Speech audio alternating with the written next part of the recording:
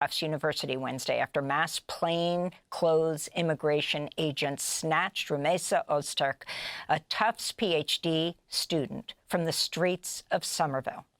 Ozturk is a doctoral student in the school's Department of Child Study and Human Development. She's a research assistant at Tufts Children's Television Project. She's a former Fulbright scholar who was born in Turkey. Surveillance video from a nearby house shows agents approaching her on the streets near her home Tuesday evening. In the video, you can hear her scream as the agents move to detain her.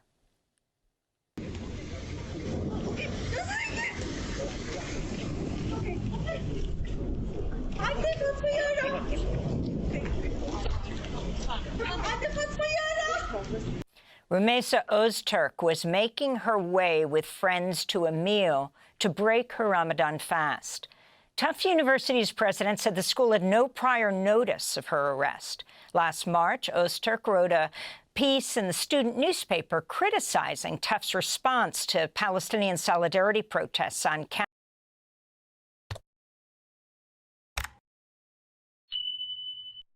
50,000 Palestinians have died since the start of the war. The stunning video captured a strike on a building in Gaza City, people fleeing for safety. Meanwhile, Israeli Prime Minister Benjamin Netanyahu says he spoke with U.S. Secretary Marco Rubio. Here's ABC's Matt Rivers in Tel Aviv tonight. As the IDF expands its attacks in Gaza, and any talks of a renewed ceasefire between Israel and Hamas have stalled, tonight health officials say the death toll in Gaza now topping 50,000 since the war began. Nearly 700 people killed since Tuesday alone, says the Gaza Health Ministry. Hundreds more injured and aid still not getting in. The threat of a hunger crisis still growing. And like so many times before, thousands of Palestinians on the move once again. The IDF putting out multiple new evacuation orders, moving civilians, they say, in order to target. Those are the definition of good government states, and this just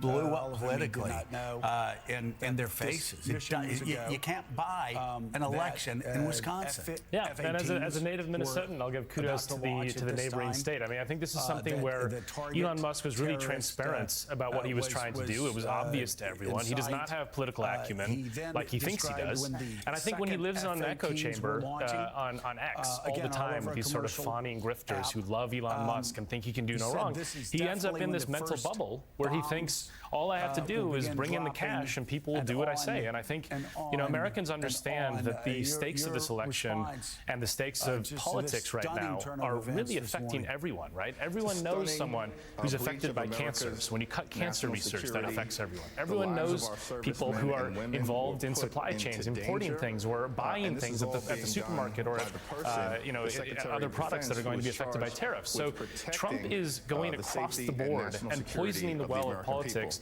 in ways that I think Republicans are going to learn the hard way, is going to cut across existing political divides and really cause some political harm to them. Ed Luz, you have the richest man in the world, the richest man in the world calling Social Security a Ponzi scheme. You have the richest man in the world firing veterans that have served America for 20 years in uniform, go to the Pentagon, and then are immediately fired. You've got Elon Musk firing people in the VA, going after the Social Security Administration. So yes, while Americans want to cut waste, fraud, and abuse, and I will say Al Gore did a really good job of scaling back over time. It was, can't believe I'm quoting Joe Rogan here, but as Joe Rogan said about the immigration policy, you measure twice, you cut once. And Elon Musk has taken the opposite approach, and I think Republicans paid for it last night. I think they did pay for it. I mean, he said that if this race went the wrong way, which it did from his point of view, that would be the end of Western civilization. So Musk isn't, given to understatement. His theory being that then a liberal-dominated Wisconsin Supreme Court will gerrymander the state, and then the House will fall into Democratic hands, and then the House will start conducting witch hunts and investigations into Elon Musk, which is his definition of the end of Western civilization. So I think we're dealing with somebody here who doesn't have a very good grasp of reality, to put it mildly. And last night was a reality check for him. Whether that, as Brian mentions, acts as any check on this sort of ecosphere, this sort of Musk boosting, ego massaging ecosphere that he owns and lives in, is a whole nother question. And whether it causes Trump to question Musk's utility, at least on the campaign trail, is also a whole nother question. But I have no doubt that Musk's unpopularity and Tesla's falling sales is not only real. I mean, you just feel that when you talk to people and listen to people. It's not only real, but it's going to continue. And the fact that the richest guy in history is plundering what little some of the poorest people have in this country, and indeed overseas with the dismantling of USAID, is an obscenity that I think cannot be covered up. Well, and Republicans are starting to talk about it. Conservatives are starting to talk about it. They're deeply concerned, and we heard Brian reporting all day yesterday afternoon that Republican congressmen and congresswomen and senators were rooting for a Democratic win in Wisconsin last night because they wanted Elon Musk's wings clipped. They wanted him out of the way because they know that he's savaging. He's cutting a lot of these, bureaucracies in a way that could cause real harm. And that is causing harm. That's causing real harm. Your latest piece, I love your latest piece, because you talk to when there's something where the CIA is getting hammered, and you talk to somebody inside the agency, what they'll say is, they never write stories about the bombs that don't go off, about the lives that are saved. But people, you've written about that, and it really does. It applies to safety in the air. Yep. It applies to when families are sitting around their kitchen table and the food that they're eating. It applies to their grandmom or their granddad and treatment for Alzheimer's. It applies, to 50% of the kids in rural America who get their health care from Medicaid. Explain it. The disasters, we don't ever write about the disasters that don't happen because the safety net is overall Americans. Yeah, these are the invisible successes of government. And government is supposed to provide resilience against catastrophic harms that might happen, right? So what's happening now is Elon Musk is taking a chainsaw to government, and he's trying to say that all of these things that he's cutting are inefficiencies. Everything looks inefficient until you need it. That's the way it works in government. It's replacing, like a climber replacing sort of this, very sturdy, resilient climbing rope with low-cost string. And it looks fine until you fall. And then you realize it snapped and you needed it all along. And when you look at what Elon Musk is doing to government, he is savaging those forms of resilience. Look back to 2019 when the Trump administration cut $200 million of budgets to save money on monitoring novel coronaviruses around the world. In 2019, they cut that because it looked like waste. Now, after the coronavirus pandemic hit, the government spent $4.6 trillion on dealing with the fallout of that. So it's 23,000 times more money to deal with the fallout than to deal with the prevention. And so when you look at what government is doing, Elon Musk is taking it as though he's this sort of unelected king that just sees, oh yes, this deserves money, this doesn't. And of course, he doesn't have a crystal ball. He doesn't know what catastrophic risks lurk into the future. Right. And so, this is the kind of stuff where we're all going to find out the hard way why government spending exists. And I really hope that the damage is not severe before we learn that lesson. Well, and Adrian, we're starting to hear from Republicans on Capitol Hill who are just saying it openly. He doesn't have the power to do our jobs.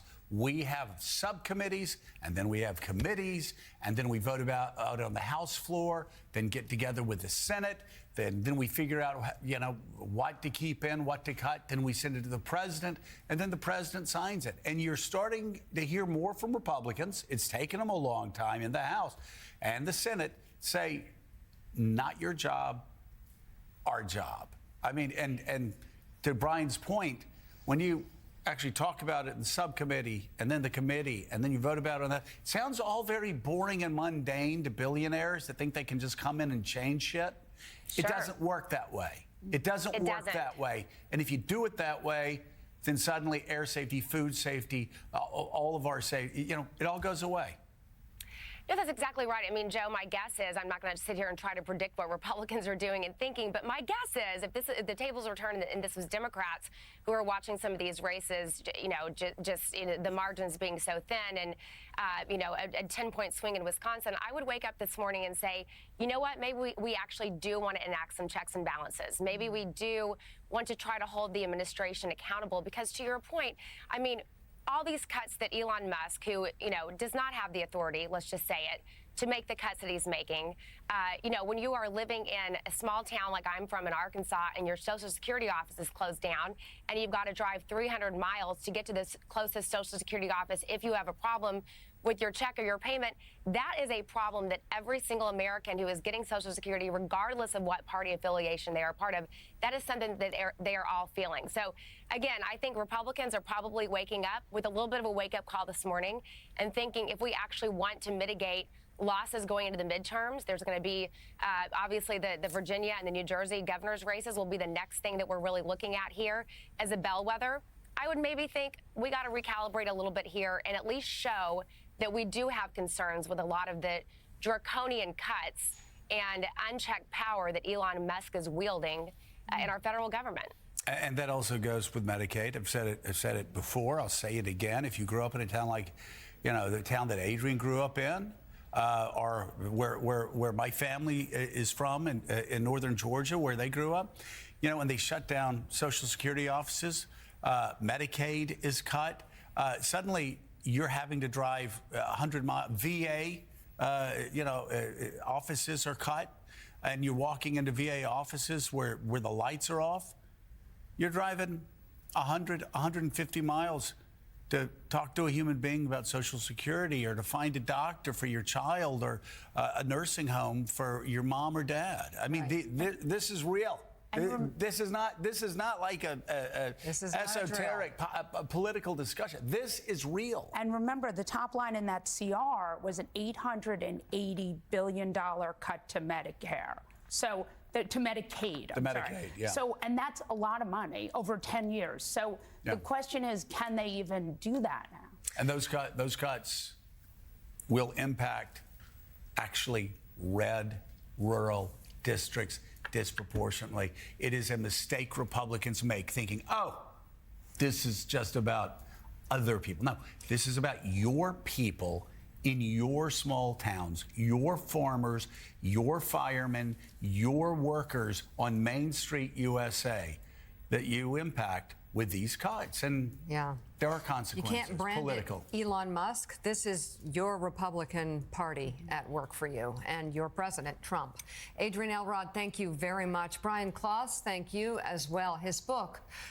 White House Press Secretary Carolyn Leavitt confirmed yesterday that the tariffs will go into effect immediately after the announcement.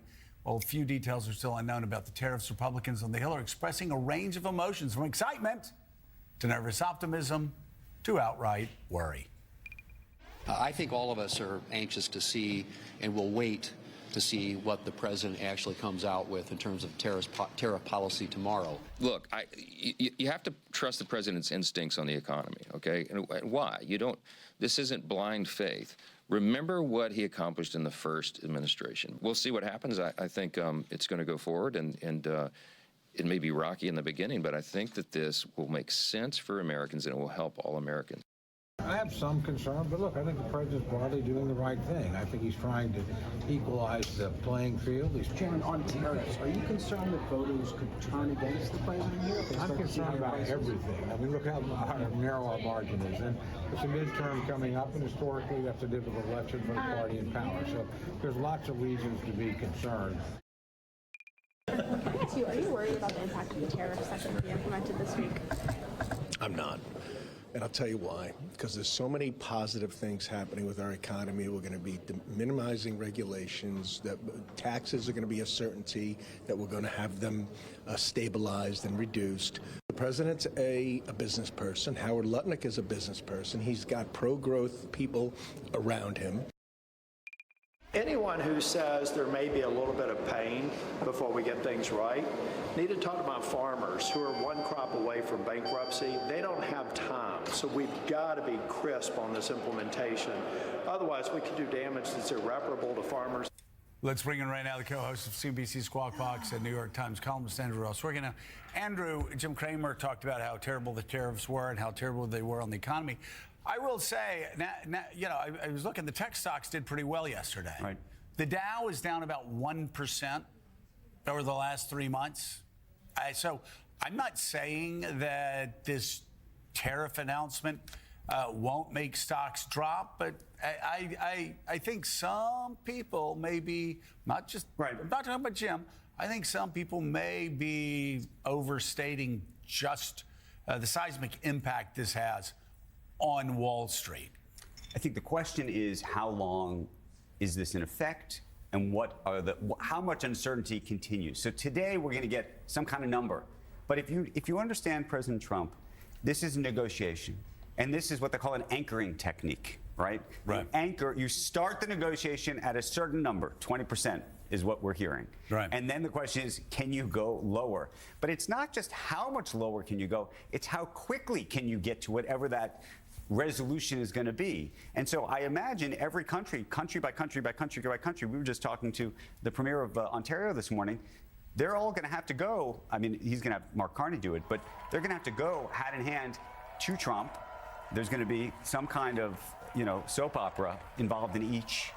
And then they're going to walk out. I assume Trump's going to want to look like he won something, and so they're going to have to be some kind of concession. The question is, whatever that is going to take a period of time, and during that period of time, A, the tariffs will be in place, and B, the question is, are companies going to be bringing back their manufacturing to the U.S.? Is that what this is about? Is this about raising revenue, tax revenue? By the way, if it's about raising tax revenue so that they can then lower taxes on others later, that's a completely different objective. By the way, we had a conversation that play out late last week, and I'm wondering if you've heard more about this, where actually some people are starting to say inside the White House that they may not give the richest Americans tax cuts because, first of all, because they think it'll kill them politically, but also because they can't give the tax cuts for tips. They can't do the working class side of this for the president's base. I had a conversation with Scott Bessent, the Treasury Secretary, just a couple weeks ago, and I asked him, do you anticipate taking whatever the tariff collection is, and obviously that's one version of a tax, obviously there's a tax on the American people too, but is that number going to be built into the budget? When you guys decide what the budget should be and how you're going to tax people traditionally, are you going to consider that? He said no at the time. The CBO does not score tariff numbers, and it's going to be very hard to, quote unquote, score these numbers, especially if a negotiation is still ongoing, which therefore raises the prospect that if you want to lower taxes on tips, remove those and remove some other things, how you can make the math work without, frankly, raising taxes on the wealthiest. And that might actually, by the way, then that takes an entire sort of argument away from Democrats. Right. Been saying raise taxes on the wealthy the whole time. Of course. Of course. I mean, it would take one of the major arguments away if there weren't tax cuts for the rich and it was for tips and other things that are more middle-class tax cuts, working-class tax cuts. Hey, Ed, let's talk about the impact on Europe and with Donald Trump. So much is personal. Like, he likes Keir Starmer. He likes Macron. There are other leaders he's not as personally close to. I'm curious, what's the impact going to be on Britain? What's the impact going to be on the EU of these tariffs? And do the leaders think that this is just a starting point of negotiations, or are they locking down, getting ready for a long fight? I think they're locking down for a long fight. I mean, if you listen to Ursula von der Leyen, the president of the European Commission, she's held back so far from retaliatory measures, but she's talking about having a really sort of deep sort of toolkit of potential retaliatory measures. They are talking, by the way, to Mark Carney, Canada's Prime Minister, and coordinating their response. Remember, Europe might be sort of kind of supplicatory, a kind of a soft touch in other areas. But on trade, there's a long history of US-European battles over subsidies, over all kinds of aspects of trade with Airbus and Boeing. There's been long-standing fights at the World Trade Organization but across the Atlantic. So this isn't a new thing. What's new is the scale of what Trump is probably going to has already unveiled and is probably going to escalate later today, but also the degree of coordination with others. So Canada and Europe getting together is new. And by the way, China meeting with Japan and South Korea at the weekend, that's new. That is new. Okay. So we talk about the economic costs of this. There are geopolitical costs to this. Trump is pushing friend and foe alike into each other's arms. That's a serious cost, and there's no real metric for that. I want to talk about the financial cost, though, because it's major. In the first Trump administration, the tax cuts came before the tariffs, so they kind of juiced the economy, and then the tariffs sort of pulled back. Tariffs can be wildly inflationary, and there is a real danger of stagnation, which is, I think, sort of the scariest scenario. So talk to us about stagnation. Well, I think the question is, do you get into a stagnation and inflationary period even over the next couple of months during this negotiation? Unless you think everybody's coming to the table in the next week, somehow this all gets resolved. That seems very hard to believe. And so therefore, you would think that the next couple of months, just by default, have to be complicated or more complicated than they are today. And the costs, look, you're gonna go if you want to buy a car tomorrow, it's gonna cost you more. It just is. Whoa. Like there's no other way to say it. CNBC's Andrew Sorkin, thank you very much. We'll see you soon. See how this all plays out. U.S. national editor at the Financial Times, Ed Luce, thank you. World is available online. Criminal corruption case against New York City Mayor Eric Adams with prejudice, which means the Justice Department is barred from resurrecting the charges based on the same evidence. Joining us now, former litigator and MSNBC legal correspondent Lisa Rubin. Lisa, what happened? So Judge Dale Ho of the Southern District of New York doing what many people expected that he would do, which is to dismiss the case, but not in the way that the Department of Justice under President Trump asked him to, without prejudice, meaning they wanted to be able to have the option to resurrect these charges. Many people said that that was because they wanted to keep Eric Adams effectively under their thumb with respect to their immigration priorities. Today, Judge Dale Ho of the Southern District in a 78-page opinion, Mika, saying he's not going to do that. He will dismiss the case with prejudice, and he spells out that means the government may not bring the charges in the indictment against Mayor Adams in the future. He recognizes how unsatisfactory that's going to feel to some people, but he says under the rule under which the government brought this motion, he felt constrained. He had no option other than to either dismiss with prejudice or without. And given that he felt that the government's rationale for dismissing without prejudice was pretextual, he felt the most just thing to do was to make the case go away entirely and to shine a light on this process. Notably, he says in the opinion, the prosecutors involved in bringing this case did absolutely nothing wrong. There's zero evidence of wrongdoing on their part. That's important because the Department of Justice is in the middle of investigating them as well. Wow, very concise. Lisa Rubin, thank you very much for jumping on for the breaking news. And that does it for us this morning, but we'll be back bright and early, 6 a.m. tomorrow. And later, amid the Signal chat fallout, we'll talk to the reporter behind a news story, again involving the National Security Advisor and Gmail. We're back in 90 seconds.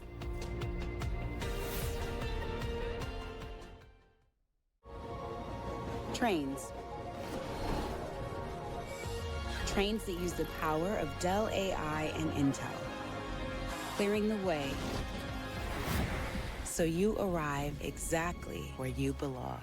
Oh, what a good time we will have. You can make it happen again. Voltaren, for long-lasting arthritis pain relief. Safe Light Repair, Safe Light Replace. Nobody likes a cracked windshield. But at least you can go to SafeLight.com and schedule a fix in minutes. Go to SafeLight.com and schedule a replacement today. Safe Light Repair, Safe Light Replace. These dishes just aren't getting clean. Problem isn't your machine. It's likely your detergent. I recommend switching to Cascade Platinum Plus. These new pods have the grease-fighting power of Dawn, easily removing up to 100%. Just in this morning, that sweeping federal corruption case against New York City Mayor Eric Adams is now officially dead. Judge Dale Ho has dismissed the case with prejudice, meaning the charges can never be brought again, concluding a controversial deal between Adams and the Justice Department, the Trump DOJ, that is, that critics claim was a quid pro quo. Joining us now is MSNBC legal correspondent Lisa Rubin. Lisa, first your reaction to this ruling. In some respects, Anna, this was entirely predicted, particularly after the brief filed by the friend of the court, Paul Clement, the former Solicitor General, having been appointed by the judge here to sort of stand in the shoes of the government and explain to him in an adversarial posture sort of what his options were. And Paul Clement came back to the judge and said, look, your best option here is to dismiss with prejudice. You don't really have the right to force the government to continue litigating this case. And therefore, given the other options, dismiss without prejudice, meaning the Department of Justice can hold these charges over Eric Adams's head in order to get him to comply with their immigration priorities, or dismiss with prejudice, which means they never can bring the charges again. Maybe he gets off scot-free, but in the interest of justice, we at least know that he's not beholden to the Trump administration. Those were the two options Paul Clement laid out, and many legal observers thought he would choose the option that Paul Clement chose for him, and he did. And just a sec, we're seeing Mayor Eric Adams here in live images. He's actually just speaking at an event. This is at the Met here in New York City. He's talking about his retail task force. We are listening to see if he addresses this new development in his case. And Lisa, the judge slammed the DOJ in this ruling, and I want to read a quote. He writes, everything here smacks of a bargain. Dismissal of the indictment in exchange for immigration policy concessions. DOJ cites no examples, and the court is unable to find any of the government dismissing charges against an elected official because doing so would enable the official to facilitate federal policy goals.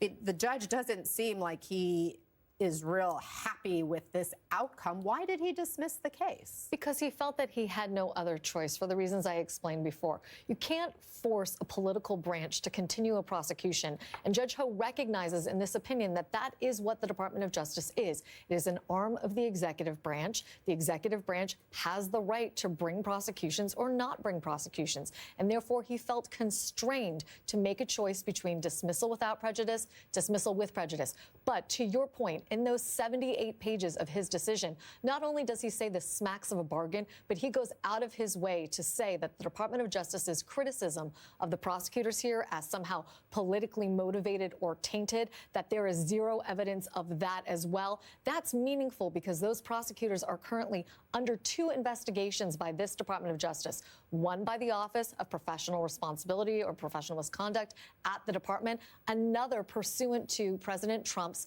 weaponization executive order. Lisa Rubin, thank you so much for bringing us up to speed on this. Up next, a message for Elon Musk. Voters said no to his preferred Wisconsin Supreme Court candidate. Is it a big red warning sign for the GOP? Plus, time's almost up for TikTok. What happens if there's no buyer by Saturday's deadline?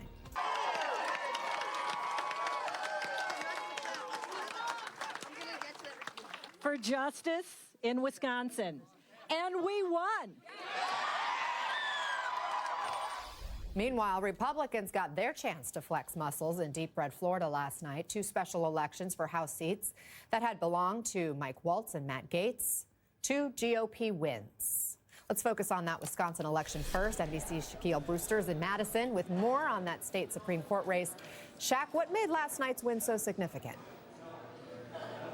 Well, Anna, this election really cemented the liberal majority in Wisconsin's highest court until at least 2028. It was a race that saw record spending that helped lead to record turnout. And we're talking about numbers that exceed what other states see in some midterm elections. So this really gave us a sense of how voters are feeling, and it was a real test of that new political messaging that you're hearing from Democrats, as Democrats and Susan Crawford, the Democrat-backed candidate, really leaned into the idea of protecting rights and went hard after Elon Musk. Listen to a little bit more of what Crawford had to say last night.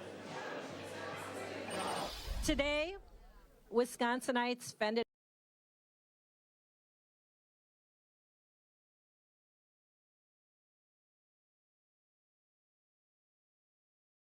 off an unprecedented attack on our democracy.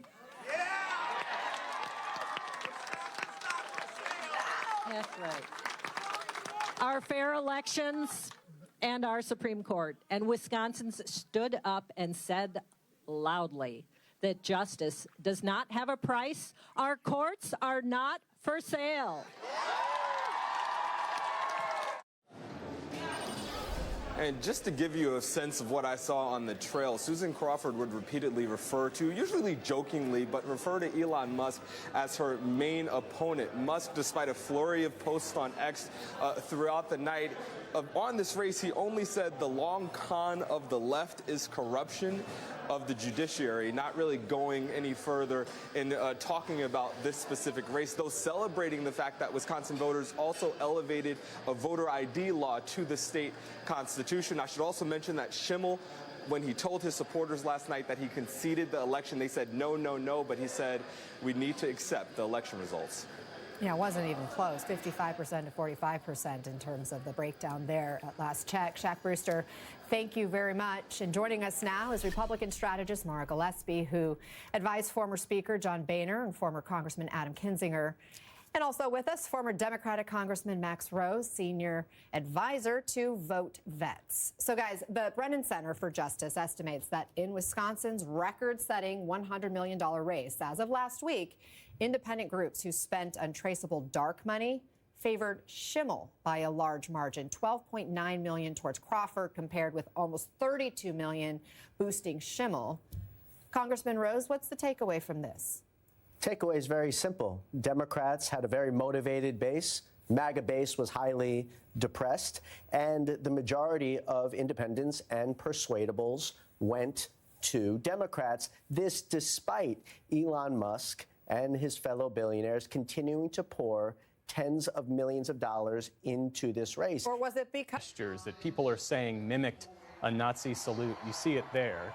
Elon Musk has not directly addressed this, but he has appeared to edit out that gesture from the video that he posted on X, the platform he, of course, owns. Help us understand what transpired. Thank you.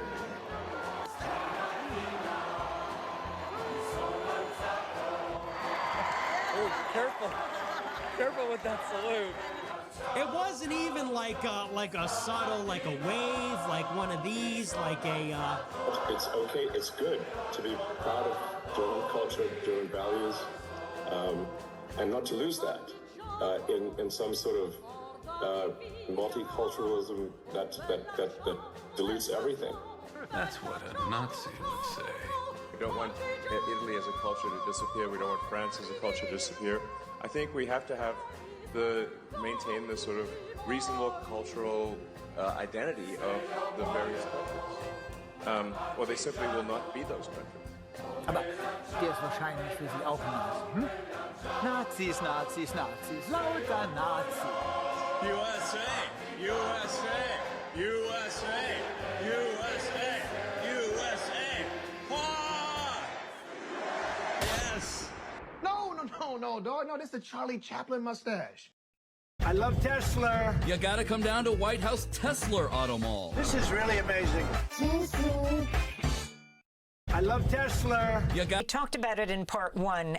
Finally, Roloff Botha making this little quartet, white men of a certain age together, and his history also a part of the PayPal mafia. Yes, he's part of it, and he has not emerged as a open supporter of Trump. I'm not entirely sure what his personal views are on this, but he does have a very interesting background. His grandfather was Pik Botha, who was the last foreign minister of apartheid South Africa, and Pik Botha's job essentially was to go around the world, particularly the West, and assure them that apartheid was being amended, was being dismantled, when in fact it was in many ways, although what was known as petty apartheid, which was the routine discriminations, the segregation, was being dismantled. In fact, the political system was actually only reinforcing it, solidifying it.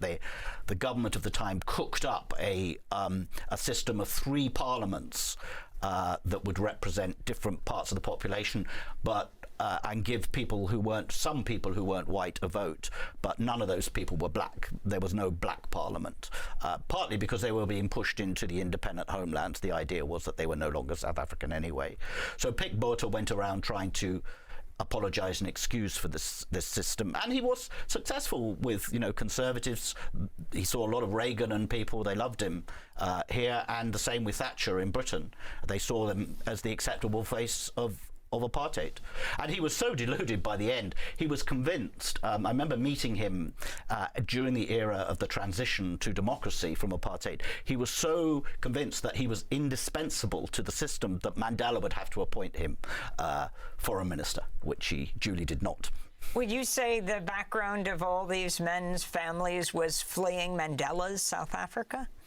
Well, some of them left before. I mean, it's worth noting that Elon Musk left in 1988 at the age of 18, just as he would have become eligible to be drafted into the South African army, as all white males were at that point, which might have led him to fight the border war that I was talking about in Angola against SWAPO, or it might have led him into the townships, which at that point were in complete ferment.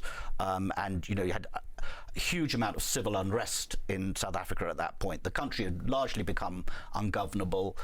It was under a state of emergency, and the white troops were trying to keep some form of order in the black townships like Soweto. He left before he had to do any of that. So very interestingly, for people who aren't aware, Elon Musk had a company called X.com. It was an online bank. It merged with Confinity in 2000 to form PayPal. The merged company was renamed PayPal in 2001. And you have all of these guys who you've just laid out. Well, I think Botha is a partner at Sequoia Capital. But now key players. And that brings us to Trump's order on Friday to cut off all aid to South Africa and offer refugee status in the United States to the white South Africans who are, quote, victims of unjust racial discrimination.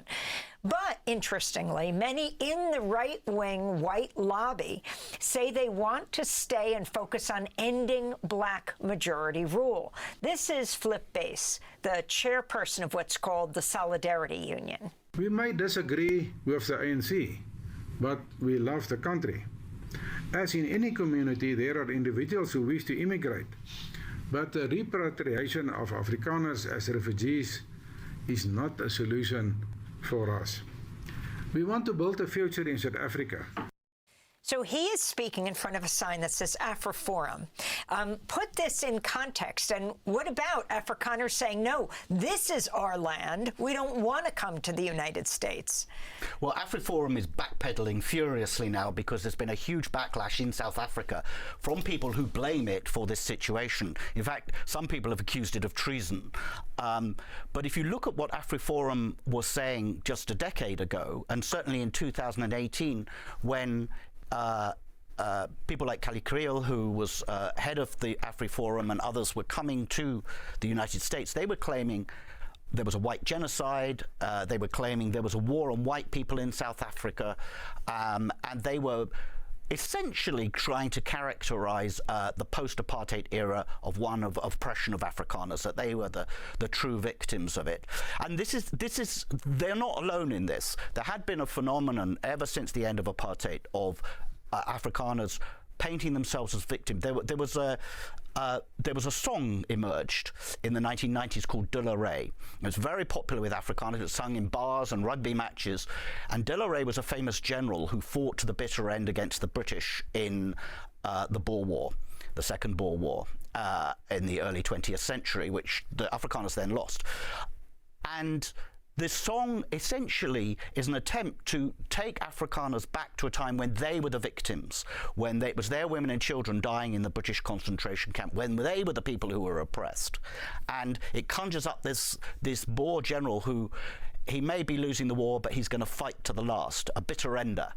And this is how they've been characterizing themselves, some of them.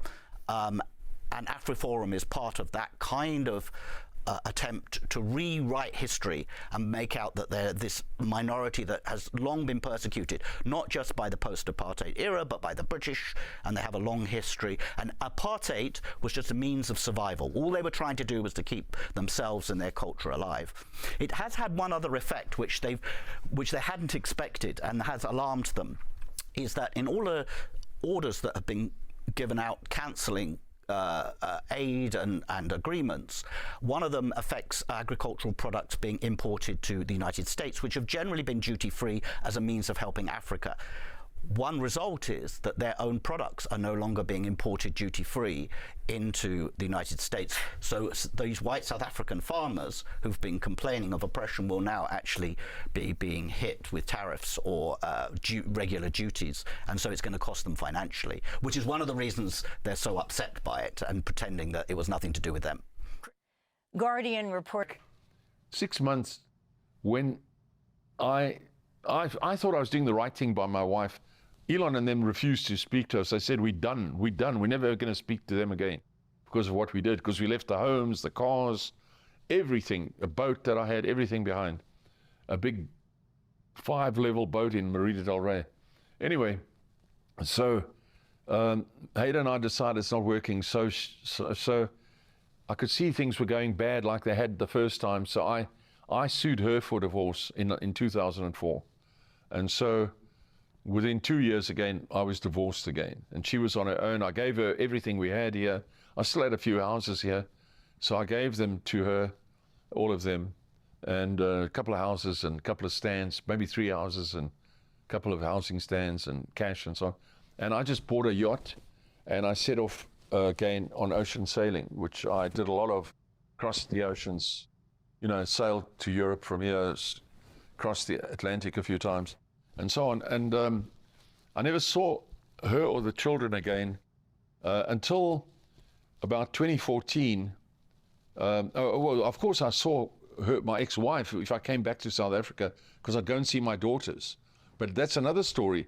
About 2 or 3 years after we got back, Elon and Kimball said, look, surely you want Alexandra and Rose to be here and not be in America, where they're safer.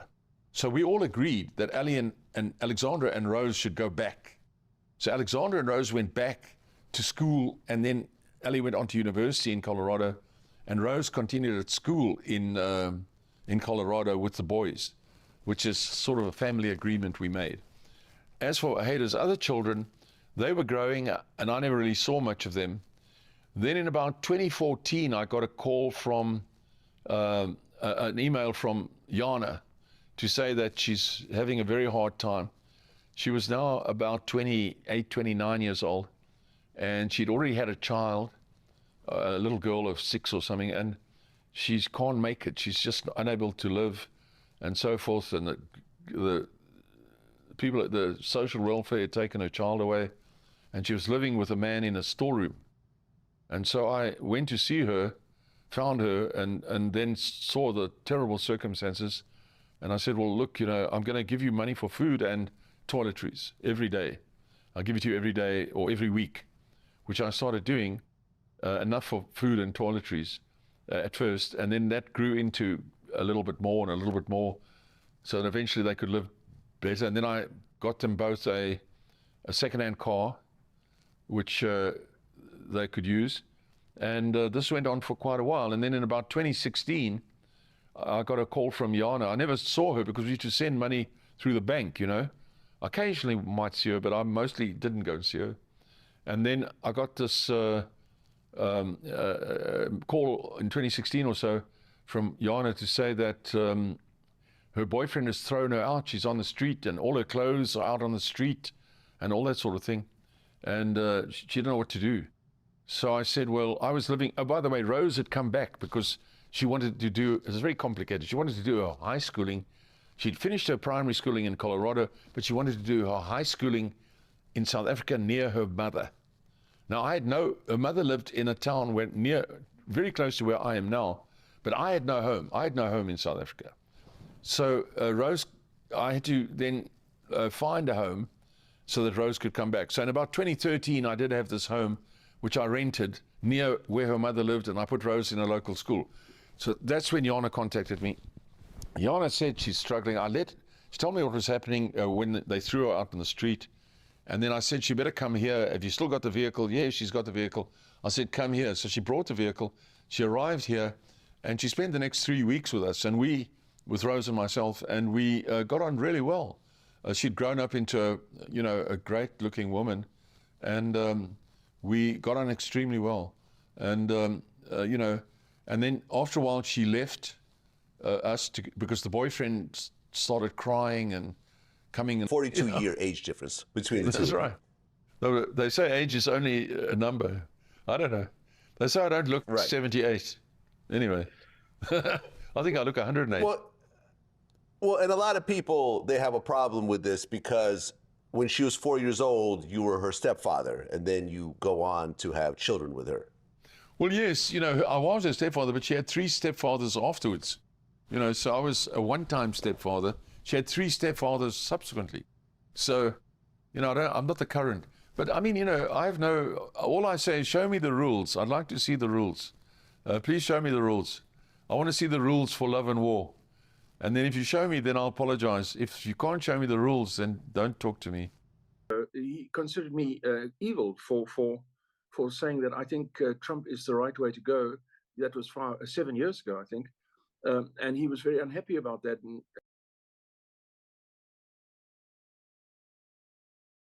a few years ago, he considered me evil. For a few years ago, he considered me evil. For a few years ago, he considered me evil. For a few years ago, he considered me evil. For a few years ago, he considered me evil for saying that I think Trump is the right way to go.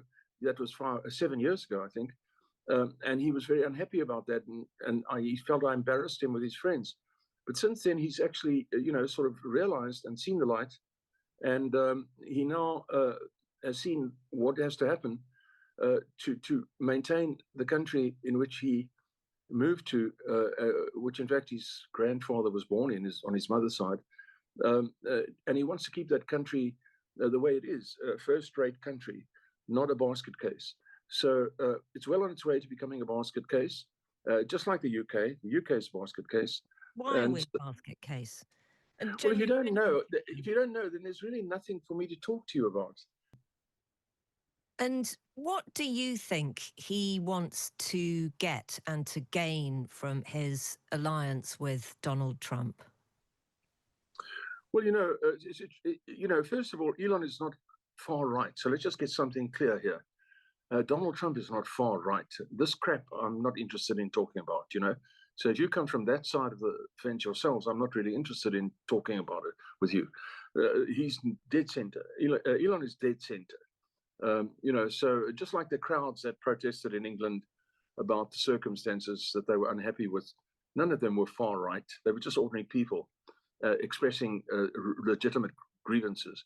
Well, I'm sorry. Yeah, no, but they were obviously they were prosecuted in this country for their racism and for their aggression, and they have been treated in our criminal justice system. So no, they haven't. Many people, they didn't have legitimate. You have the worst government, I think, in the history of the UK over the last 400 years. Right now, No, they were not racist. They were complaining about the circumstances that they are being forced to endure. That's not racist. That's common sense. So, this talk about everybody who doesn't, who says they don't like something is racist. No, that's rubbish. So let's just get something clear. If that's how you think, then I have nothing to say to you. You are part of a group that I consider useless. And so, no. But why would you consider me useless? This is my country. I'm a citizen. Yes. I consider within this country, and people were convicted on criminal charges. But could you? No, it's not criminal. In front of what they did was not criminal. To talk about yes, what they did was not criminal. The thing is, what they did was not criminal. So let's get clear on that. The Starmer guy is a joke. He needs to resign. He's the worst example of a prime minister I've ever come across. He doesn't even look the part. And so, anyway, if you think along those lines, you have everything wrong. The hope we have, Elon is a very sensible person. He's my son, and apart from anything else, he's smarter than probably anybody I've ever met. So, he has taken a time himself to learn. A few years ago, he considered me evil for saying that I think Trump is the right way to go. That was 7 years ago, I think. And he was very unhappy about that. And he felt I embarrassed him with his friends. But since then, he's actually, sort of realized and seen the light. And he now has seen what has to happen to maintain the country in which he moved to, which in fact his grandfather was born in, on his mother's side. And he wants to keep that country the way it is, a first-rate country, not a basket case. So it's well on its way to becoming a basket case, just like the UK. The UK is a basket case. Why are we a basket case? Well, if you don't know, then there's really nothing for me to talk to you about. You sound a little bit more angry with me than I am attempting. No, I don't even know you. But when I hear nonsense, listen, I don't even know you. But when I hear nonsense, you're not talking to the silly brigade here. You're talking to someone who is smart. I'm a smart person. I don't like to put it like that. Sounds very corny. But I'm not one of the normals the types that you normally talk to. You're talking to the real thing here. So let's get real, okay? So if you're going to come to me with stories about these people that committed crimes and everything, it's nonsense. This Starmer needs to resign. He's no good. He's no good. He's taken England, and his group have taken England back 400 years to the times of Cromwell and possibly Henry VIII. So if you can't see that, then we have nothing to talk about. Okay, can I just put one final point to you, and then it's absolutely up to you if you don't want to carry on the conversation at all. I would love to, but you may not want to. The Labour government has only been in power for nearly, 5 months. There was 14 years of Conservative rule in this country beforehand. I think it is just a little unfair. I'm saying this simply from a journalist perspective, for you to be so condemnatory over such a short period of time of a government that, I don't wish to be rude here, you are not living under. So I feel obliged as a journalist to just put that point to you. Is that okay? Yes, look, the Conservative government that you had was obviously not particularly competent. And, they will obviously all have been taking their instructions from some central organization that's, in fact, giving all the governments in the world their instructions, because all the countries in the world, in Europe particularly, are letting in, immigrants, uncontrolled immigration. Okay, and they're obviously getting their instructions from somewhere to do this. Right, what is that central organization? I don't know. I'm not really sure, but it is obviously, I'm not stupid. It's easy to work it out. I think it's basically a primary school problem to work out. Somebody's giving instructions. So they're giving Macron instructions, they're giving the Germans, they're giving the Spanish, they're giving the Italians, they're giving the Greeks, they're giving America. This is what you've got to do. You've got to let these people in, and you must make them citizens, and you must bring them in by the millions. And somebody's giving those instructions. And if you can't work that out, then I don't think really we have anything to talk about, because there's nothing I could communicate with you on if you can't understand that. So, now, as far as your Conservative government is concerned, Johnson, I'd like to get hold of him, comb his hair, actually. But apart from that, you know, they were not much better. However, this new lot that you've got in, you know, it's the condemnation of Starmer is widespread. It's not just me. It's thousands of intellectuals who are saying this Starmer has turned out to be something really bad. Okay. So, do you think that he's taking orders from a shady central organisation? I'm still interested by who might be in that central organisation. Well, you know, we'd all like to know. We'd all like to know what the central organisation is. But if you think that all these governments are doing this all by themselves, individually, well, then I think, you know, you need to go back to primary school. They are obviously getting instructions, and this is what they're doing. They get elected on the basis that they're going to stop unbridled immigration. As soon as they're in, they don't. They accelerate unbridled immigration. So somebody's telling them what they have to do. And, you know, it's obviously, I mean, it's so obvious that I don't want to go on about it. You know, if you can't understand it, we have nothing to talk about. No, I'm interested by your view, and I hope you're vaguely interested by my... Not my view, it's a general view in the world. Okay, you know? But let me just pose one more question about that, though. The countries that you've mentioned, they are trying to fight the tide of immigration. They are trying to push back against a lot of people coming into their countries. Italy claims some success over that. Germany, after welcoming immigrants, has had certain problems over there. And the democracy in Germany has voted in a party that is seeking to curb immigration. So I don't really see your point that there's somebody above all of that who is influencing what No. What has happened under Merkel in Germany, she initiated this uncontrolled immigration under instruction from somebody. Then the people started electing different representatives. And as the different representatives came in, they started pushing back. And this is what's happened. The newly elected people are pushing back.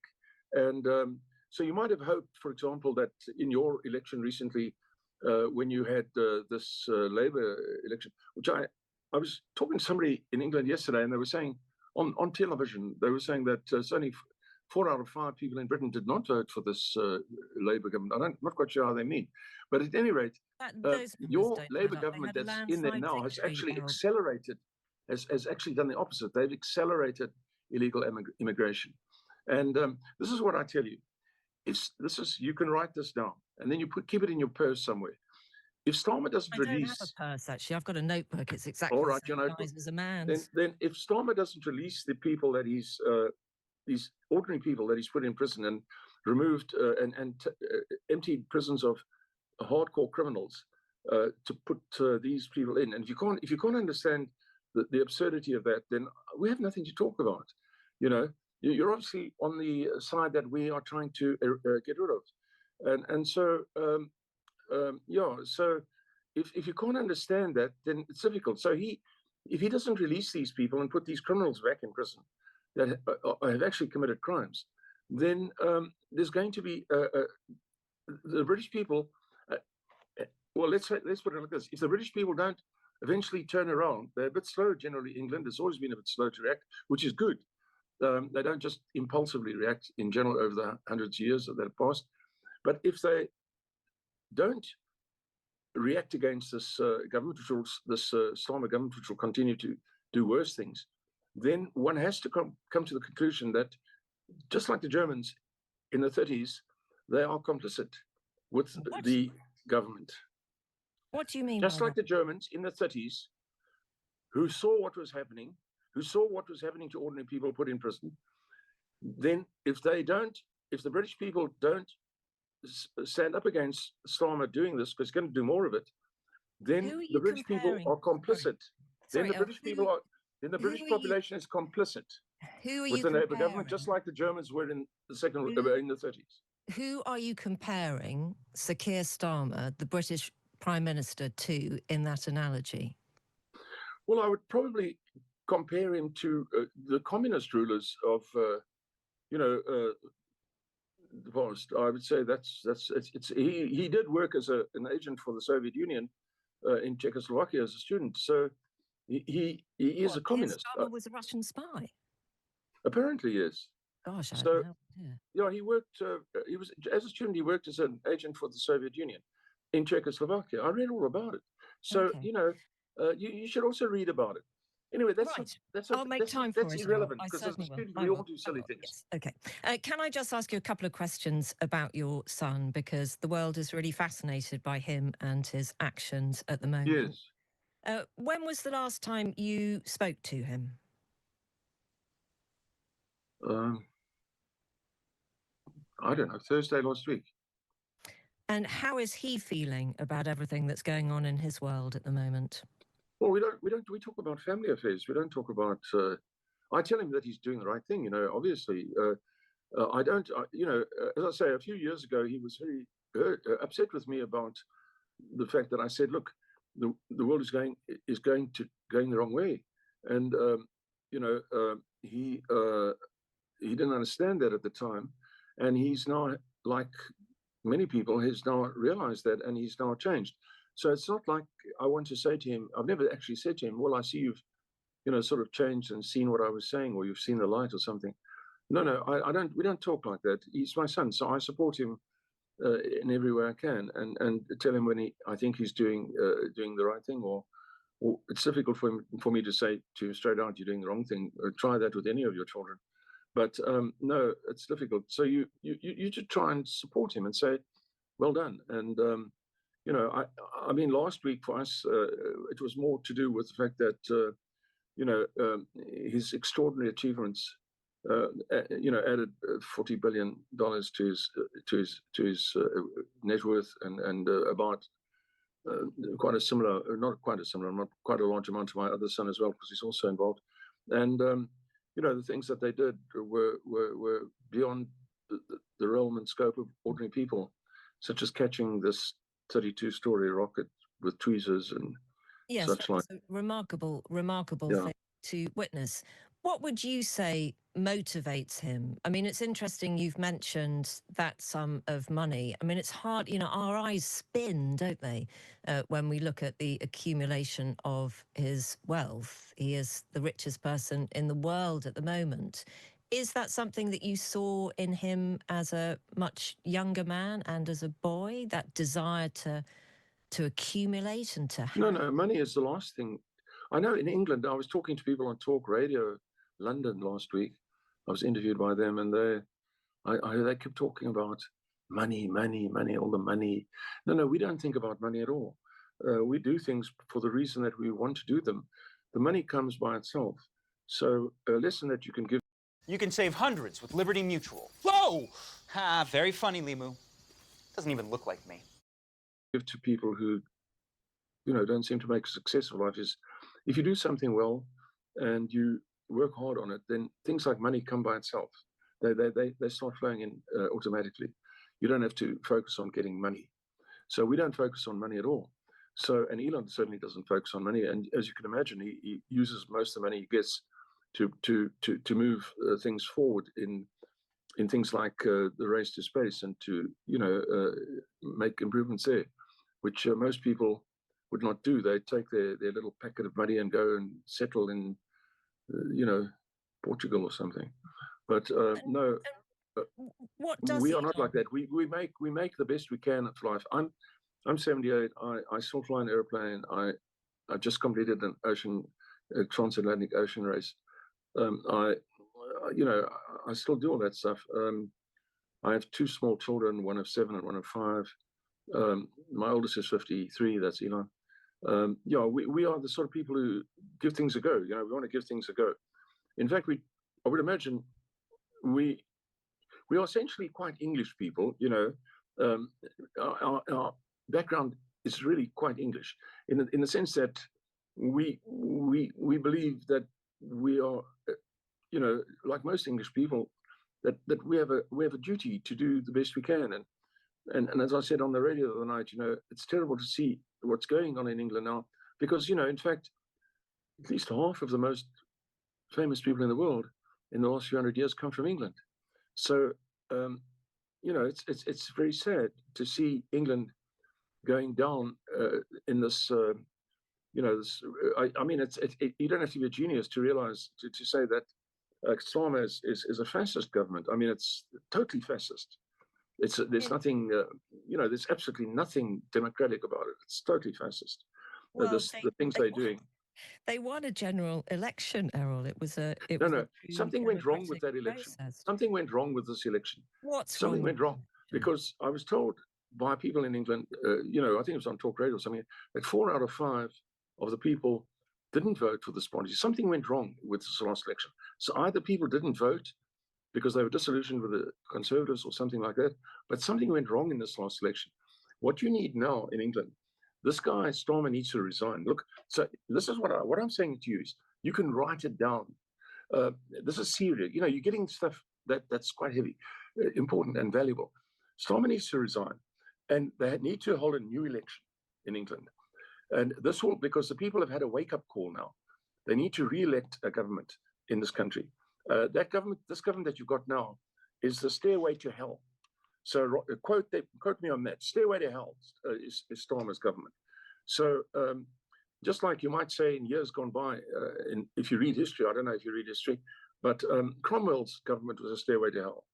Right. I mean, these are extraordinary comparisons, and I think actually, if you put it out to our listeners, and when this interview goes out, we'll do exactly that. And I was to ask people whether they felt that they were at the bottom step of a stairway to hell.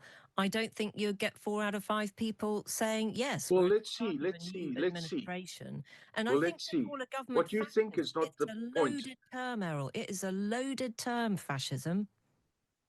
Well, fascism is iron rod control and not allowing, you might say, free speech. That basically is what fascism is. It's not very complicated. It's a type of control. You might even say, if you want to be, most people struggle with the definitions of communism and fascism and so forth. But if you want to, on a light note, if you wanted to think of what is fascistic, you take the average high school, where the headmaster is let's say of the past. I'm not particularly looking at some weird type of high school now. Talking about the typical high school of the last 50 years. The headmaster is he has an iron rod of control. He dishes out caning, which is what happened in my life, for the slightest transgression. You have to sit up straight in your classrooms all the time. You may not speak. The teachers are the second level of control. In some ways, if you wanted to ask what a fascistic society is, then you'd say, well, yes, the typical high school of the, I'm talking about a more or less a proper high school, you could say, of the last 50 years is typically fascistic setup. But because the children really have little say in what happens, they're the population, and and if they don't agree, they get caned. So that's a typical fascist setup. But no, what you've got now is very un-English. If you can't see it, I'm sorry for you. If you can't see what you've got in England now, then I'm very, very sorry for you. Correspondent for The Guardian during the last years of apartheid until 2002. His new piece for The Guardian is titled, "What Does Elon Musk Believe?" and How the Roots of the PayPal Mafia Extend to Apartheid South Africa. This is really illuminating, Chris. Who are the PayPal Mafia and how are they linked to apartheid-era South Africa? Well, they're a group of men who are at the top, the founding of PayPal, all of whom in some way or other grew up in South Africa as children. You've got Musk himself, who was born in South Africa and lived there, went to high school there until he was 18 and then moves to Canada. You've got Peter Thiel, who was a co-founder with Musk of PayPal. Thiel was born in Germany but brought to South Africa as a young child. His father was a mining engineer, lived in Johannesburg and then moved to Southwest Africa, which was then a South African colony, is now Namibia. And he went to school in Swakopmund, which was notorious as probably the last place on the planet where people still openly greeted each other with Heil Hitler and celebrated Hitler's birthday. He went to a German school there before moving to the United States when he was 10 or 11. You've got David Sachs, who was born in Cape Town. He's big in PayPal and is now Trump's AI and crypto czar. He moved to Tennessee as a relatively young child, but grew up in the white South African diaspora there. And you've got Roelof Botha, who was the son of Pik Botha, the grandson of Pik Botha, the last foreign minister of apartheid South Africa. He was the acceptable face of apartheid. You'll remember he used to run around the United States trying to put a gloss on how they were reforming things and that everything was getting better, which apparently it wasn't. But so you see those four key people at the top of PayPal, and they all have this, you know, very intimate connection to South Africa. So we just played Erol Musk, that's Elon Musk's father. Talk about what the significance of what he said, and also how he gained his wealth in South Africa, and when these men left South Africa. So, well, Erol Musk still lives in South Africa, which is why, of course, kids. Erol Musk made his money in lots of different ways, but the main way was he had investments in emerald mines in Zambia, and he became extremely wealthy. Now, conditions on those mines were notoriously bad, as they were on mines throughout sort of southern Central Africa. He made a lot of money from that, so much so that when Musk's mother divorces him, there's listed a jet, a yacht, several houses in the divorce settlement. So he was extremely, extremely rich. Musk himself, he stayed in South Africa till he was 18. He goes to school first in Johannesburg and ends up at Pretoria Boys High, which is a largely racially exclusive all-white school near Pretoria, which is the capital. There was a quirk of it in which there were some black students. I think the first black student in the school was the son of a foreign diplomat, but the diplomat came from one of the black homelands that only South Africa recognized as independent, part of the apartheid structures. Musk has a Canadian passport through his mother, because Musk's mother's father was, mother's parents were Canadian, and there's a whole story there. I mean, Erol Musk regarded himself as an anti-apartheid liberal. He joined the Progressive Federal Party, which was ostensibly against apartheid, but he leaves it when it starts supporting one person, one vote. He actually doesn't believe in that.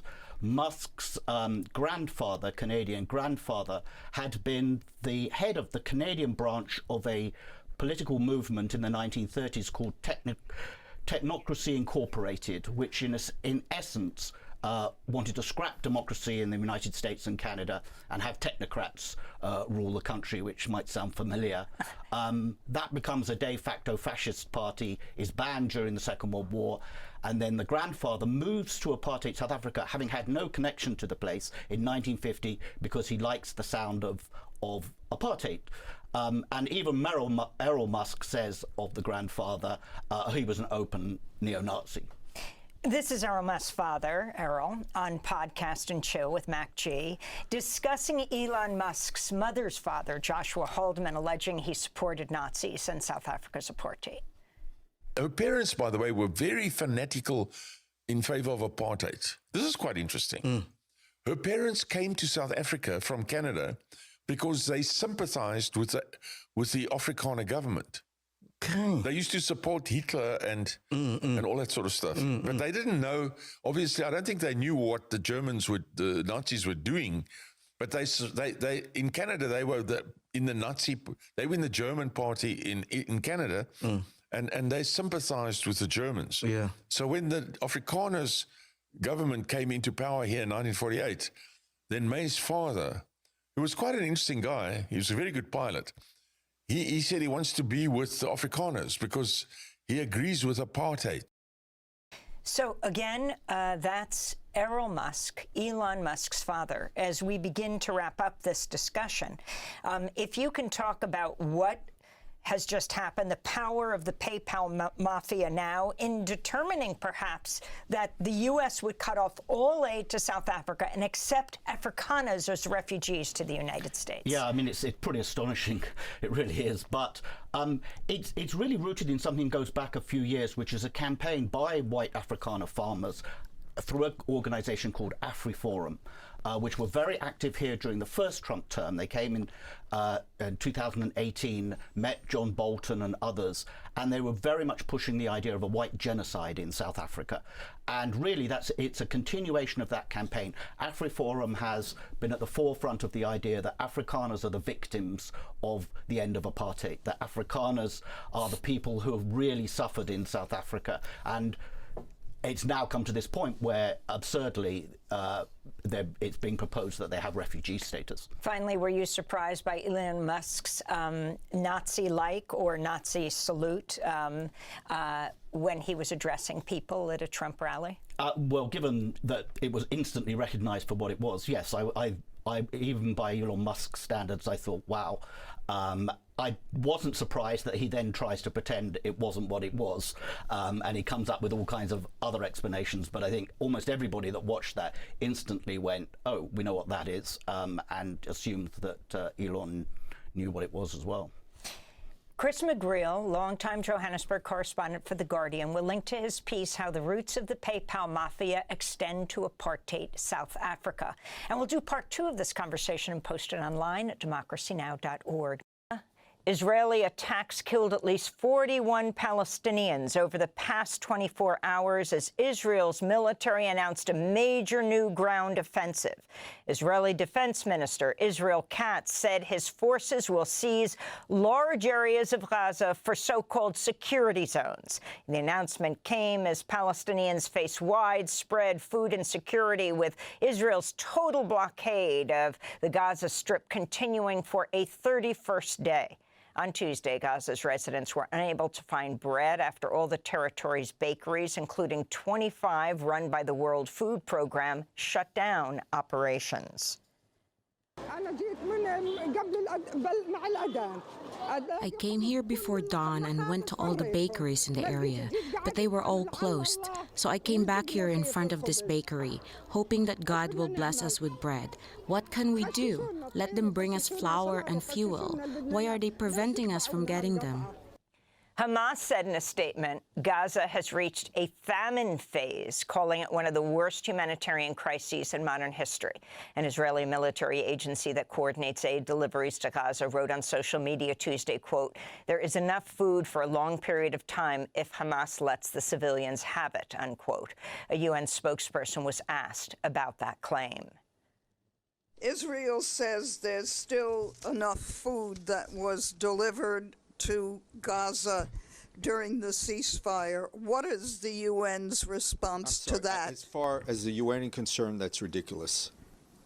I mean, we are at the tail end of our supplies, of the UN, of the supplies that came in through the humanitarian route. You know, WFP doesn't close its bakeries for fun. If there's no flour, if there's no cooking gas, the bakeries cannot open. UN spokesperson Stefan Dujarric. Elsewhere in Gaza, The Guardian reports some of the bodies of 15 Palestinian paramedics and rescue workers killed by Israeli forces and buried in a mass grave last month in Gaza were found with their hands or legs tied and had gunshot wounds to the head and chest. The Trump administration says it'll deploy a second aircraft carrier, the USS Carl Vinson, to the Middle East amidst U.S. airstrikes on Yemen that have killed over 60 people since March 15th. Overnight, U.S. attacks reportedly killed at least 4 people in Yemen's Hodeidah region. In related news, the White House says it's moving on from the scandal in which National Security Advisor Mike Waltz mistakenly shared plans to attack Yemen over the commercial messaging app Signal with Jeffrey Goldberg, editor-in-chief of The Atlantic. As the president has made it very clear, Mike Waltz continues to be an important part of his national security team, and this case has been closed here at the White House as far as we are concerned. There have been steps made to ensure that something like that can obviously never happen again, and we're moving forward. Meanwhile, the Washington Post reports members of President Donald Trump's National Security Council, including Mike Waltz, have conducted government business over personal Gmail accounts in another apparent violation of security protocols and federal records laws. A federal judge has ruled in favor of Mahmoud Khalil, allowing the Palestinian Columbia University student protest leader to challenge his detention and deportation in a New Jersey court. The order is seen as a victory for Khalil, as this is the second time a federal judge has denied the Trump administration's request to transfer the case to the state of Louisiana, where Khalil has been held at an ICE jail for nearly a month. His legal team continues to fight for his release. In a statement, Khalil's wife, Dr. Noor Abdallah, said, quote, "This is an important step towards securing Mahmoud's freedom, but there is still a lot more to be done. As the countdown to our son's birth begins and I inch closer and closer to my due date, I will continue to strongly advocate for Mahmoud's freedom and for his safe return home so he can be by my side to welcome our first child," she said. Unions from across the United States gathered for peaceful actions Tuesday outside more than 10 ICE jails nationwide, protesting the Trump administration's targeting of immigrant university students and faculty. The Service Employees International Union condemned the abduction of 2 of its members, including Tufts University graduate student Rumeysa Ozturk, by masked federal agents in broad daylight earlier this month. Ozturk is a lawful visa holder from Turkey. This is SEIU President April Verrett.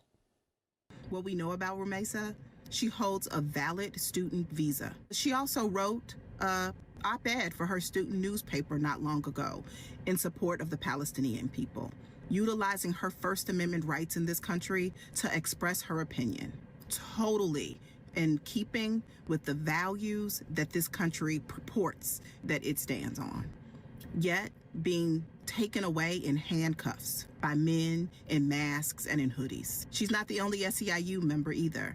We know about our sister, Llewellyn, 64 years old, a lab tech in Washington State and member of Local 9 to 5. After living in this country 50 years, she's being detained by ICE. In Germany, immigration authorities in Berlin are moving forward with the deportation of 4 young foreign residents over their involvement in Gaza solidarity protests. In a joint investigation, The Intercept and 972 magazine report the orders are set to take effect in less than a month. 3 of the protesters are citizens of the European Union, while none have been convicted of any crimes. Their cases are drawing comparisons to the Trump administration's use of deportation to target Palestinian rights protesters. Republicans will hold on to their narrow majority in the House of Representatives after winning a pair of special elections in Florida Tuesday. In Florida's 6th congressional district, Republican State Senator Randy Fine has defeated Democrat and public school teacher Josh Weil to claim the seat vacated when Trump appointed Michael Waltz as national security advisor. Weil dramatically increased Democrats' share of the vote in a district Trump won by over 30 points last November. Meanwhile, Republican Jimmy Patronis has defeated Democrat Gay Vallimont to win an open seat for Florida's 1st congressional district in the Florida Panhandle. Vallimant's share of the vote increased by 10 percentage points over the November election when she lost to far-right Republican Matt Gaetz, who would later be nominated by Trump as Attorney General, only to resign from Congress over a sex trafficking and drug scandal. Patronis is Florida's chief financial officer. He previously called for public funds to be used to pay for Trump's legal defenses in his 4 criminal cases.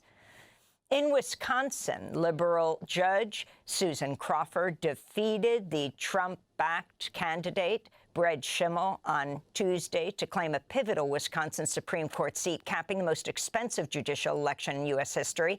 Crawford's election will have far-reaching impact on issues including abortion, voting rights, and congressional redistricting, which could change the balance of power in the U.S. House of Representatives, where Republicans hold a razor-thin majority.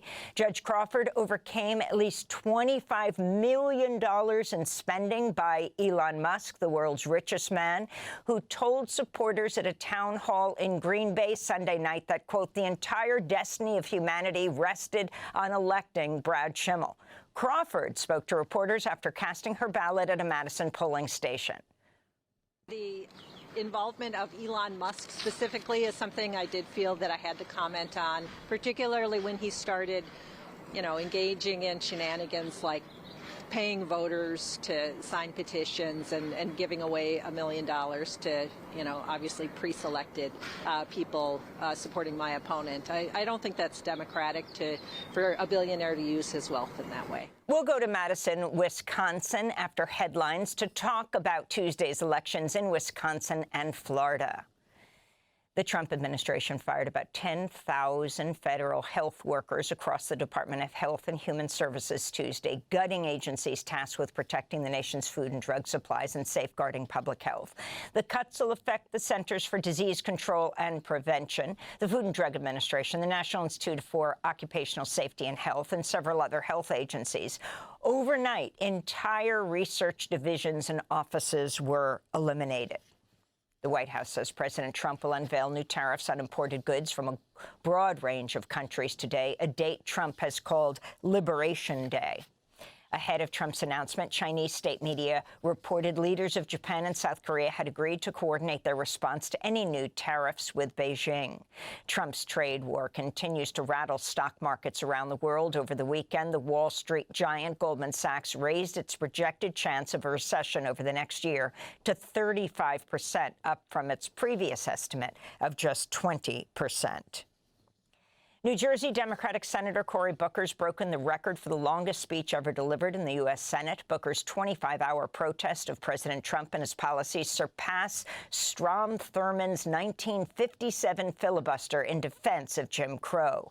Beginning Monday evening, stretching until late Tuesday, Booker repeatedly warned of Trump's attack on Medicare, Medicaid, and Social Security, his economic policies, mass deportations, the power of billionaires like Elon Musk, and more.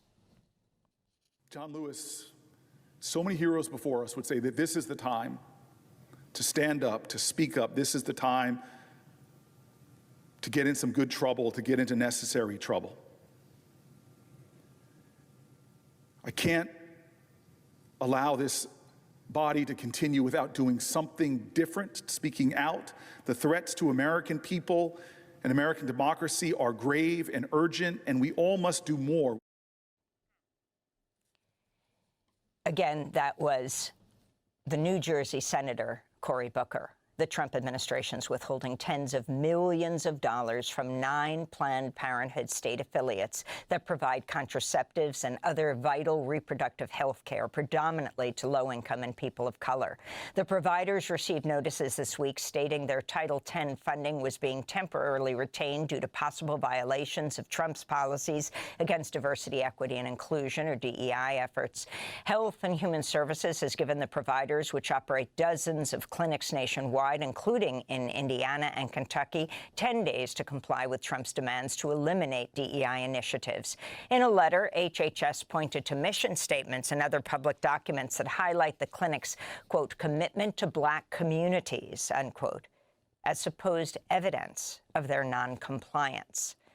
Meanwhile, in a victory for reproductive rights, a federal judge has ruled Alabama cannot criminally prosecute individuals or health care providers that help pregnant people to travel out of state to obtain abortions. Alabama has a total abortion ban with no exceptions for rape or incest.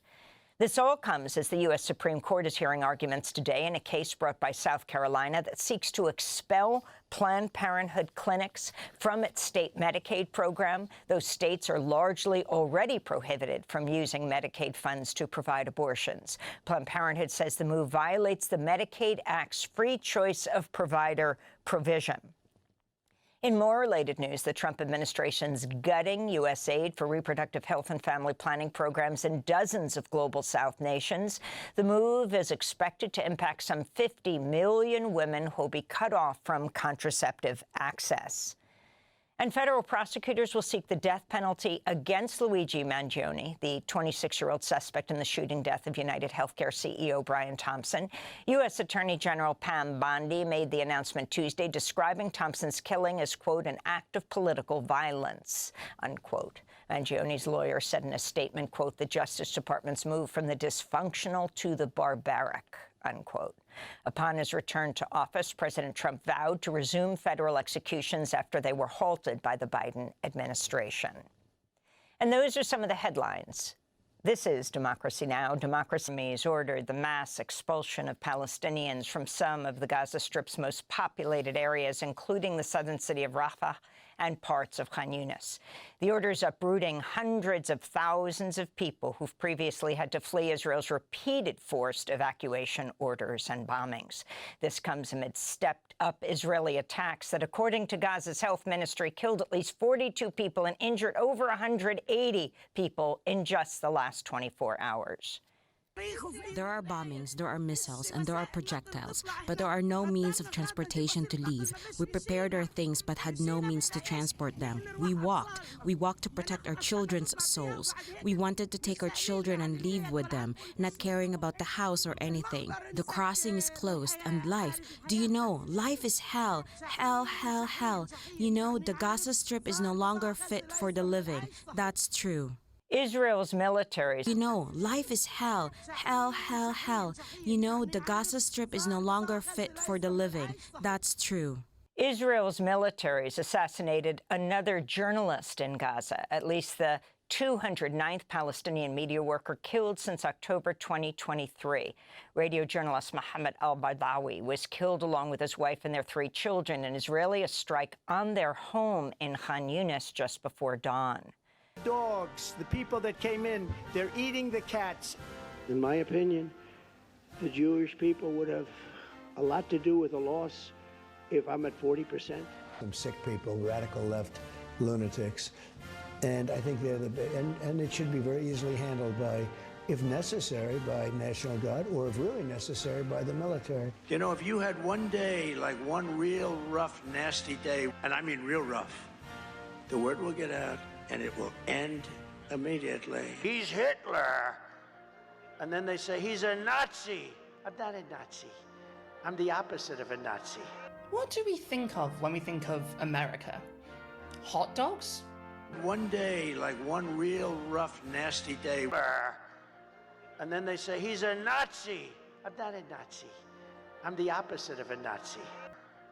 And then they say, he's a Nazi. I'm not a Nazi. I'm the opposite of a Nazi. What do we think of when we think of America? Hot dogs? Rodeos? Police brutality? Whatever you think about the ironically named land of the free, you're going to be forced, probably at gunpoint, because let's face it, this is America we're talking about, to watch the United States of America's 60th and probably last presidential election. But before you cast your ballot and prepare for the now inevitable coming Second American Civil War, why not have one last think about how one of the 2 candidates has been saying increasingly Hitlerian phrases on the campaign trail in recent weeks? Talking about Hitler and Nazi and... Which, thanks to a uniquely uninspiring and bloodthirsty alternative candidate, has barely hurt his chances of becoming president for a second time.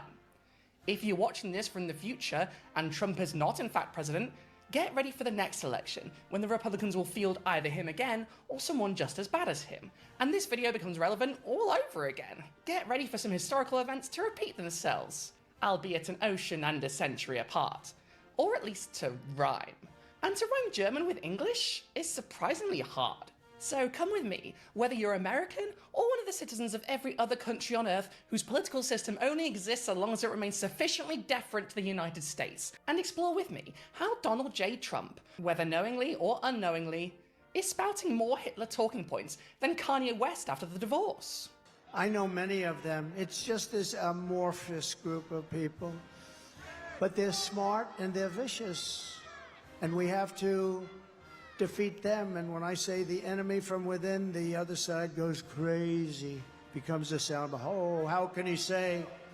No, they've done very bad things to this country. They are indeed the enemy from within. But this is who we're fighting. We had one day, like one real rough, nasty day, and I mean real rough. The word will get out, and it will end immediately. He's Hitler. And then they say, he's a Nazi. I'm not a Nazi. Here I was thinking that the entire political class closed ranks, arrested protesters in their hundreds, and gave more money than ever to the cops. But Trump and I, we don't live in the same reality. So I'm sure in whatever mirror universe he's going to get his news, some really cool and base things have been happening, while over here everything's been going to hell in a handbasket. Now, this whole one really violent day thing got a lot of people talking about the purge, the horror movie series where crime is legal for just one day. But Trump isn't saying all crime will be legal. Quite the opposite, actually. He's saying the state will be sent in to violently crack down with more force than ever before. And if you know the American police, you'll know that they've used plenty of force even back when their budgets were far below what they had today. They leveled entire blocks in black neighborhoods even before they had tanks in every small town and enough AKs to start a civil war in every country on the planet in each precinct. What Trump is actually suggesting here is actually reminiscent of one of the key events in the history of the Third Reich, however. The Night of Broken Glass, or Kristallnacht in German. A night of incredible violence that arguably began the worst crime in human history. The Night of Broken Glass was a turning point, where the Third Reich moved beyond political and economic discrimination, and the began in earnest. So when Trump calls for one really violent day, just picture this. November 9th, 1938. Throughout Germany and Austria, thousands of Jewish people are startled awake by the sound of breaking glass and roaring flames. Synagogues set aflame, businesses and homes pillaged. 91 people die, 30,000 people sent to the camps, 7,000 businesses destroyed, 900 synagogues burned to the ground. According to PBS, a report back to the US State Department from an American official in Leipzig said of the event, having demolished dwellings and hurled most of the movable effects to the streets, the insatiably sadistic... Like one real rough, nasty day, and I mean real rough, the word will get out and it will end immediately. He's Hitler! And then they say, he's a Nazi. I'm not a Nazi. I'm the opposite of a Nazi. Many of them, it's just this amorphous group of people. But they're smart and they're vicious. And we have to defeat them. And when I say the enemy from within, the other side goes crazy. Papers belong to the family of Mark Abrams, a social scientist who worked with BBC's Overseas Propaganda Analysis Unit and the Psychological Warfare Branch during World War II. Written just as the war was starting to turn against Hitler. It shows that British analysts had noticed signs of developing paranoia in his speechmaking and, chillingly, a growing preoccupation with what he called the Jewish poison. At the time that it was written, the tide had started to turn against Germany, Anthony said. In response, Hitler began to turn his attentions to the German home front. This document, however, is there, and the smears work in the same way. People who are already primed to hate the target of the smear will use it to justify and intensify their pre-existing disgust, and will push them from irritation and harm. In response, Hitler began to turn his attentions to the German home front. This document shows that British intelligence sensed this happening. McCarthy recognized that, faced with external failure, the Nazi leader was focusing on a perceived enemy within instead, namely the Jews. Given that we now know the fight was commencing, this makes for poignant reading. And you don't have to go much further from there to connect the horrors of the Third Reich to the promises and the lies of the Trump campaign. The lies he repeated during the presidential debate about Haitian immigrants eating cats and dogs, painting them as monsters, was compared by multiple outlets to the blood libel, the age-old conspiracy theory that Jewish people used the blood of Christian children to make matzah, the textbook anti-Semitic conspiracy theory, and on its face, a ludicrous smear. So too are these lies about Haitians. Although I don't quite feel comfortable drawing a direct line here for reasons of, well, history, and also because animals and babies, they're two different things. The spirit, however, is there, and the smears work in the same way. People who are already primed to hate the target of the smear will use it to justify and intensify their pre-existing disgust, and will push them from irritation and harsh words closer to outright violence. Those who recognize it rightly as a falsehood dismiss it as ridiculous, because it is. But it is important that we recognize that it is as dangerous as it is false. This is an important tool in radicalizing the people that Trump needs to get his violent work done. In Springfield, they're eating the dogs, the people that came in. They're eating the cats. They're eating the pets of the people that live there. You don't need to be a historian to see the obvious connection between accusing Jews of eating children and Haitians of eating pets. And since the Haitian Revolution, Americans have often treated Haitians as the embodiment of the terrifying racial other, in the same way that Europeans displaced their fears and resentments onto Jews. Marianne Williamson helpfully made the subtext the text in a tweet saying that Democrats dismiss Trump's lies at their peril because Haitian voodoo is in fact real. The same is true with another Vance lie about Springfield, that Haitians are responsible for a surge in communicable diseases, including HIV/AIDS. I say it's a lie because there's no public evidence supporting it, and authorities on the ground contradict it. Once again, however, this lie has a deeply troubling history. Immigrants have long been falsely accused of bringing disease to keep them out. Nazis did the same to Jews. Specifically, Nazi propaganda would regularly accuse Jews of spreading typhus, a lice-borne disease that killed millions in early 20th century Europe. Much like HIV, typhus was a stigmatized ailment, stereotypically associated with the moral defectiveness or dirtiness of the afflicted. Nazi doctors wrote pseudoscientific papers accusing Jews of spreading typhus due to our alleged low cultural level and uncleanliness, part of the justification for cramming Jews into Polish ghettos, before shipping my ancestors and the co-religionists to... And don't forget... Italy as a culture to disappear, we don't want France as a culture to disappear. I think we have to have maintain the sort of reasonable cultural identity of the various countries. Or they simply will not be those countries. Aber der ist wahrscheinlich für Sie auch ein Nazi, hm? Nazis, Nazis, Nazis, lauter Nazi. USA, USA, USA, USA, USA. Ah! Yes. No, dog. No, this is the Charlie Chaplin mustache. This is really amazing. I love Tesla. You gotta come down to White House Tesla Auto Mall. This is really amazing. But is it getting there at scale? That's usually the problem. I think that's the problem, exactly. You're right. We are getting dribs and drabs at the moment. A lot of what we're seeing at the moment is coming up from individuals. People have driven up from Yangon, from Ayeyarwady, from other parts of Myanmar, bringing it themselves. We just saw a truckload of food being distributed to some locals from a lady from Moniwa. She just packed her own shop into the back of a truck and brought it along. We are seeing some trucks. We're not yet seeing the international aid on scale. But part of the problem is that this is a country at war, as well as a country that has just suffered a massive disaster.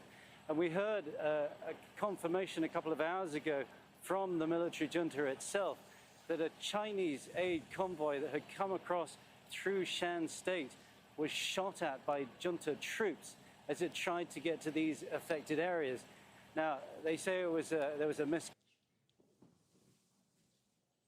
All right, it looks like we unfortunately just lost the audio connection with Tony Cheng, but we look forward to a lot more of his reporting and the footage that he's going to be able to send us as he reports in and around the epicenter of the earthquake that hit in Myanmar 4 days ago. Crews in Thailand are searching for dozens of people believed to be buried under a collapsed building in the capital. It was under construction when the quake hit.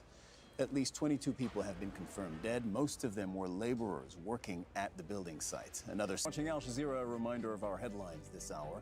Israel has amassed troops around Rafah in southern Gaza after announcing it was intensifying its military operation across the Strip. Artillery fire and airstrikes since the early hours of Wednesday have killed at least 21 Palestinians across the Strip.